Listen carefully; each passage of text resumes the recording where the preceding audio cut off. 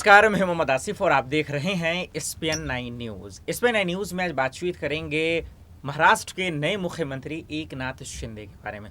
एकनाथ शिंदे को जब मुख्यमंत्री बनाया गया तो सब लोगों के जो है होश उड़ गए। होश इस बात को लेकर नहीं उखड़े और उठे कि शायद उन्हें मुख्यमंत्री बनाया गया, इस बात को लेकर उठे कि उन्हें ही मुख्यमंत्री क्यों बनाया गया। आज हम यही बातचीत करने वाले हैं। BMC के चुनाव होने वाले, अमित शाह जी से राज ठाकरे तमाम लोगों से मिलने वाले हैं, लोग नेता मिल रहे हैं, लेकिन उन्हें मुख्यमंत्री क्यों बनाया गया, बनाने के बाद बीजेपी को फायदा हुआ है या अब तक लॉस हुआ है, ये जानने की कोशिश करेंगे। प्रांशी इस वक्त मेरे साथ मौजूद है। प्रांशी जी, आपका बहुत बहुत स्वागत है। मेरे एक सवाल का पहले ये जवाब दीजिए, BMC चुनाव का चर्चा करने से पहले, एकनाथ शिंदे के मुख्यमंत्री बनने से बीजेपी को फायदा हुआ है अब तक या नुकसान हुआ है?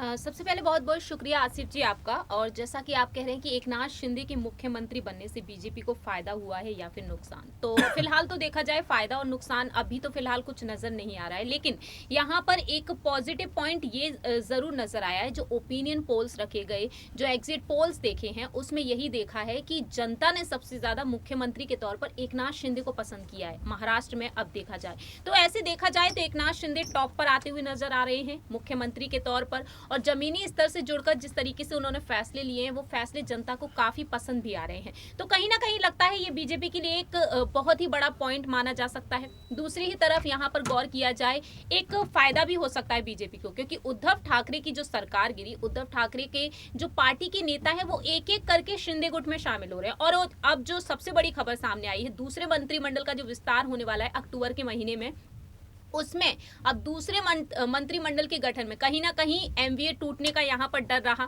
एनसीपी प्रमुख शरद पवार बार बार इस गठबंधन को बचाने की कोशिश कर रहे हैं, लेकिन अब कांग्रेस भी यहाँ पर बिखरती हुई नजर आ रही है। कांग्रेस के एक जो नेता हैं वो जल्द ही शिंदे गुट में शामिल हो सकते हैं। हालांकि नाम सामने नहीं आया, लेकिन उनको कोई शानदार पद भी दिया जाएगा। तो फिलहाल देखा जाए तो कहीं ना कहीं बीजेपी की ये रणनीतियां काम आ रही हैं। और एकनाथ शिंदे जिस तरीके से हर किसी से मुलाकात कर रहे हैं, और बार यहाँ तक कि ठाकरे परिवार के सदस्य भी उनके गुट में शामिल हो गए, मतलब तो ये कह रही हैं कि बीजेपी को फायदा हुआ है। जी बिल्कुल। अब इस सवाल का जवाब दीजिए कि जब अगर फायदा उन्हें हुआ है, फिर उनके खेमे में बेचैनी क्यों है? वो भी BMC चुनाव को लेकर इतनी परेशानी। अमित शाह जी मुंबई जा रहे हैं, राज ठाकरे को मनाने की कोशिश की जा रही है, उनके वोट लेने की कोशिश की जा रही है, उनके गुट के वोट लेने की कोशिश की जा रही है।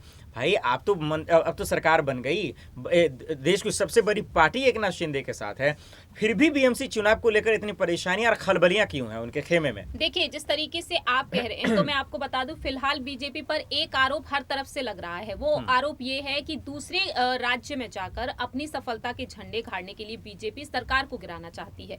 ये आरोप हर जगह पर उनसे लग रहा है, चाहे दिल्ली हो, बिहार हो, या फिर झारखंड हो, या फिर महाराष्ट्र क्यों ना हो। तो ऐसे में देखा जाए तो कहीं ना कहीं बीजेपी एक मजबूत पकड़ बनाने के लिए, दूसरी ही तरफ JP नड्डा का बयान आपको याद ही होगा कि क्षेत्रीय दलों को वह खत्म करना चाहते हैं। कहीं ना कहीं क्षेत्रीय दल इस वक्त कमजोर पड़ते हुए दिखाई दे रहे हैं, लेकिन राज ठाकरे जो एक बहुत ही मजबूत पकड़ भी माने जाते हैं महाराष्ट्र में, क्योंकि वह शिवसेना का हिस्सा भी रहे, हालांकि उनकी पार्टी इस मुकाम पर नहीं पहुंची। तो लगता है कि कहीं ना कहीं कि राज ठाकरे को अपनी तरफ खींचकर BMC चुनाव में वह जीत हासिल करने के लिए ये सब कुछ कर रहे हैं। और अमित शाह का महाराष्ट्र जाना दो रीजन है, लाल बाग सा महाराज जी के दर्शन करना, दूसरी ही तरफ देवेंद्र फडणवीस ने कह दिया है कि बैठकें भी होंगी, चर्चाएं भी होंगी। जाहिर सी बात है, ये होना तो बनता है। कहाँ एक तरफ बार बार दिल्ली जाकर वह मुलाकात कर रहे थे, लेकिन जब अमित शाह जी आ ही रहे हैं यहाँ पर, तो बैठकर यहाँ पर इस वक्त काफी सारी चर्चाएं की जाएंगी। 5 सितंबर का वो दिन रहेगा आसिफ जी।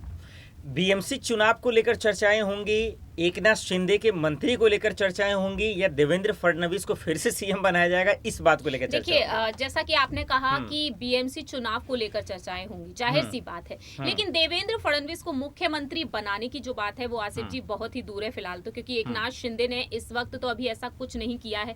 अगर देवेंद्र फडणवीस को मुख्यमंत्री बनाए जाने की चर्चा पर बात की जाए तो अमित शाह चाहते थे कि वही मुख्यमंत्री बने, लेकिन यहाँ पर उनके औहदे को नीचे जरूर रखा गया है, लेकिन जो पद मिले हैं वो देवेंद्र फडणवीस को मिले हैं। देवेंद्र फडणवीस को संसदीय बोर्ड में भी शामिल कर लिया गया। तो मुझे नहीं लगता कि मुख्यमंत्री को बदलने की यहाँ पर चर्चाएं की जाएंगी। फिलहाल तो कोर्ट के फैसले का इंतजार है। बीजेपी वाले ये ढंढोरा क्यों पीट रहे हैं कि भाई दिल पे रखकर हमने जो है पत्थर रखकर बना दिया? देखिए, वो बीते कुछ दिनों पहले का जो बयान रहा था, लेकिन उस बयान के बाद सियासी माहौल काफी ज्यादा शांत भी हो गया था। तो मुझे नहीं लगता कि फिलहाल ऐसा कुछ भी है। एकनाथ शिंदे अभी फिलहाल मुख्यमंत्री रहेंगे, क्योंकि एकनाथ शिंदे की वजह से यहाँ पर बीजेपी का गुट भी कहीं ना कहीं ये सरकार जो है बीजेपी की समर्थन से बनी है वो मजबूत होती हुई दिखाई दे रही है, क्योंकि कांग्रेस खेमे के भी अब यहाँ आ रहे हैं। एनसीपी के तरफ देखा जाए तो एनसीपी को भी कमजोर पड़ाने की कोशिश की जा रही है। बारामती मिशन जो शुरू किया जा चुका है, तो मुझे नहीं लगता कि शिंदे की सरकार को इतनी जल्दी गिराया जाएगा बीजेपी की तरफ से भी।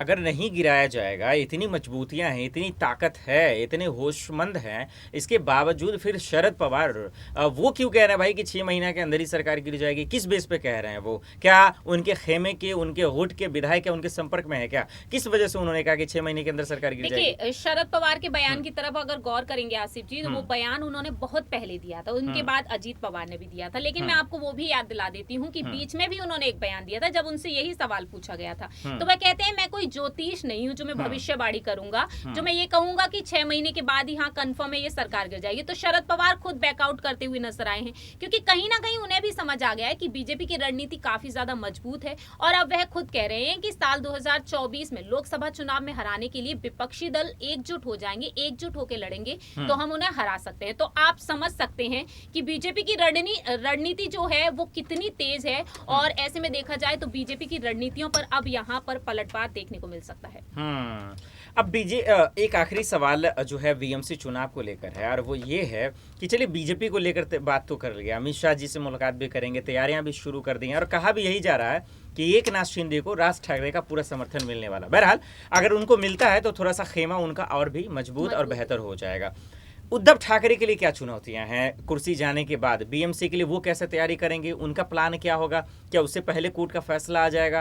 अगर आ जाता है तो क्या और भी उद्धव ठाकरे के लिए जो रास्ता है वो आसान हो जाएगा? कैसे देख रही हैं उनके लिए? देखिए, गौर करेंगे यहाँ पर थोड़ा कुछ पीछे जाकर साल 2017 में जिस तरीके से 227 में से जो विभाजन हुआ सीटों का, 82 सीटें आई थी बीजेपी के खेमे में, 84 उद्धव के खेमे में, बाकी की जो बची हुई थी वो अलग अलग खेमे में कांग्रेस, एनसीपी और मनसे के हाथ में आई थी।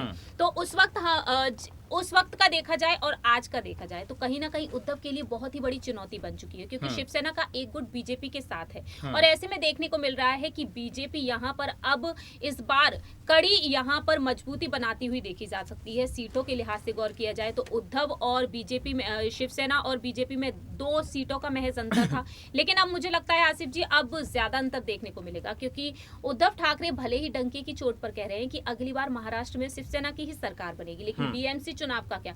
बीएमसी चुनाव इस वक्त उद्धव के लिए काफी ज्यादा बड़ी चुनौती बन चुकी है, क्योंकि इस वक्त चुनाव चिन्ह को लेकर लड़ाई छिड़ी हुई है। अगर फैसला आ जाता है चुनाव आयोग का तो उसके बाद देखना होगा कि क्या वाकई में, क्योंकि अजीत पवार ने हाल ही में एक बात कही थी कि एकनाथ शिंदे का जो फैसला रहा है, ऐसी राजनीतिक घटनाएं होती रहती हैं, लेकिन जनता डिसाइड करेगी। ओके, आखिरी और छोटा सा सवाल, छोटा ही जवाब मैं चाहूंगा, उद्धव ठाकरे से बीएमसी में लड़ाई किसे, बीजेपी या एकनाथ शिंदे से? जाहिर सी बात है यहाँ पर उद्धव ठाकरे की जो लड़ाई रहेगी वो दोनों से ही रहेगी, बीजेपी से भी और एकनाथ शिंदे से भी। बहुत बहुत शुक्रिया प्रांशु जी इन तमाम सवालों का जवाब देने के लिए। देखना होगा कि एक से एक धुरंधर बीएमसी चुनाव में उतर रहे हैं, इससे ही पता चलता है कि बीजेपी के खेमे में तैयारियों की वजह क्या हो सकती है। देखना होगा कि आखिर आगे बीएमसी चुनाव में जीत किसकी होती है। चलिए आज के लिए इतना ही, मुझे दीजिए इजाजत और आप देखते रहें SPN न्यूज़। नमस्कार।